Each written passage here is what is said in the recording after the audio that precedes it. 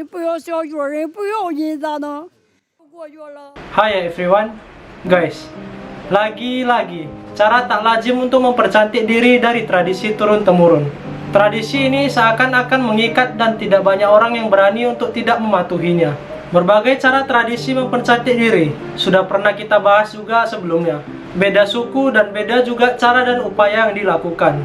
Sebelumnya kemarin juga sudah pernah kita membahas suku Mangbetu di Kongo, Afrika.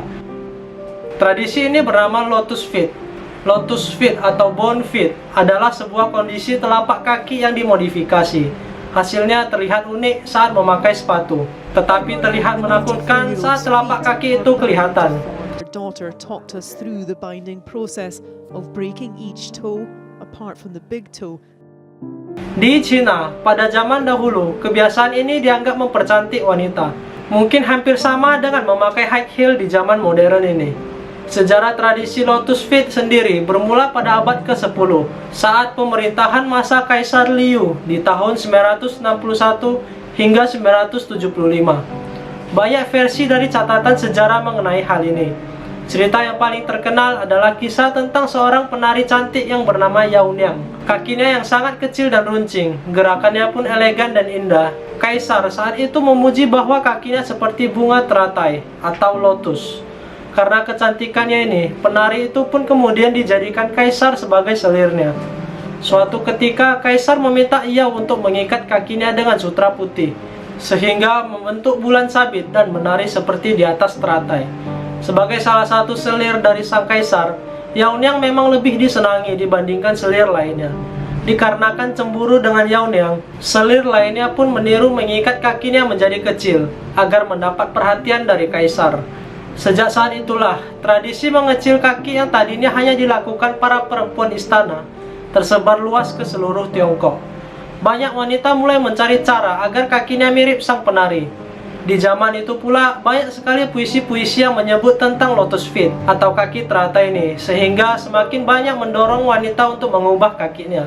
Dikarenakan wanita ini kebanyakan sudah dewasa, akhirnya anak-anak mereka lah yang menjadi korban uji coba kebiasaan ini.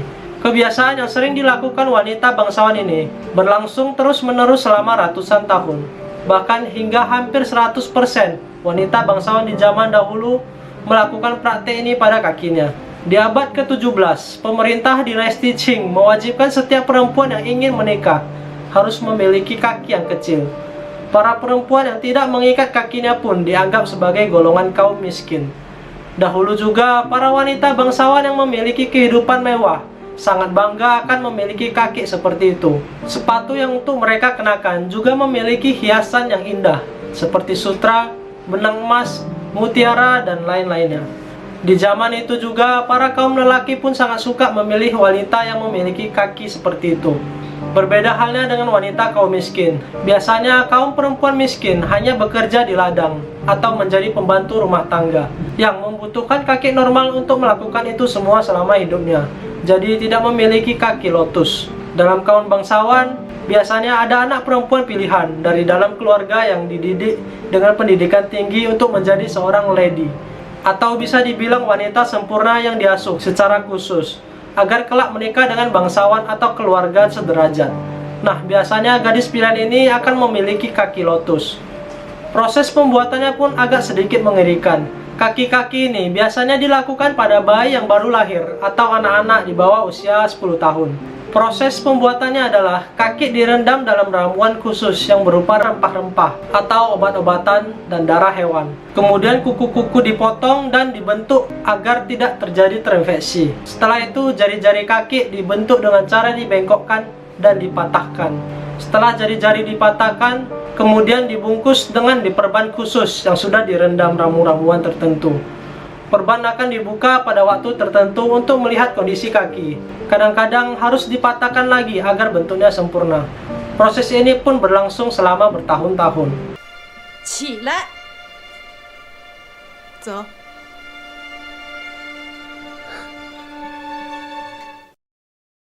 Memang sangat tidak manusiawi. Kaki yang tadinya terlahir normal dipatahkan. Tetapi inilah risiko untuk tampil cantik di masa lalu. Menurut beberapa pakar kesehatan, praktek Lotus Feet ini sangat buruk bagi kesehatan. Selain kaki yang rentan infeksi, bentuk kaki yang seperti ini membuat peredaran darah tidak lancar. Tak jarang juga para pemilik lotus feet memiliki penyakit berat seperti jantung, tekanan darah tinggi, sampai sakit mata. Upaya pemberontakan untuk menghentikan penyiksaan ini sempat dilakukan oleh kaisar kerajaan itu juga. Kaisar yang bernama Kangxi sempat melarang lotus feet yang sudah berlangsung ratusan tahun ini. Tetapi berhubung ia adalah kaisar dari suku lain yang diangkat, peringatannya tidak begitu diindahkan oleh wanita-wanita suku mayoritas di sana. Oleh sebab itu, pelarangan ini tidak berhasil karena masyarakat di zaman itu sangat menyukainya dan merupakan lambang kecantikan. 1 abad kemudian, tepatnya di abad ke-18, masuk suku pendatang yang bernama suku Hakka. Lalu terjadi pemberontakan yang dilakukan oleh suku Hakka, yang merupakan salah satu suku di Cina yang menetap di daerah sana. Suku ini tidak memiliki kebiasaan lotus feet. Gerakan pemberontakan ini juga menyebarkan nilai-nilai kebebasan manusia dan pencerahan, sehingga banyak orang-orang yang tersadar akan buruknya tren ini. Setelah pemberontakan Hakka berhasil ditumpas, banyak misionaris barat yang masuk ke Cina. Mereka yang tak tega melihat para perempuan tersiksa juga menyuarakan kebebasan dengan memperkenalkan modernitas barat. Banyak poster-poster yang dipajang dan beberapa arahan yang mereka lakukan agar wanita Cina mau mengubah kebiasaannya. Karena semakin banyak orang yang mulai sadar, akhirnya timbullah gerakan anti lotus feet yang menyebar ke seluruh Cina. Tak lama kemudian, pemerintah juga mengeluarkan keputusan untuk melarang praktek ini di tahun 1912. Berakhirlah sudah tren cantik yang menyakitkan ini. Dan pada akhirnya, semua perempuan Tiongkok yang sedang menjalani lotus feet dibebaskan dan diberi perawatan. Hal ini tentunya membuat mereka yang sudah terlanjur mempunyai kaki kecil menjadi menyesal. Karenanya pada saat itu pula para lelaki lebih memilih perempuan dengan kaki yang normal.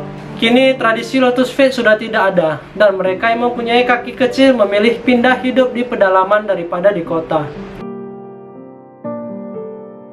Seorang musisi terkenal bernama Steve Vai sempat meliris lagu yang berjudul Lotus Feet yang mengisahkan tentang praktek menyiksa ini.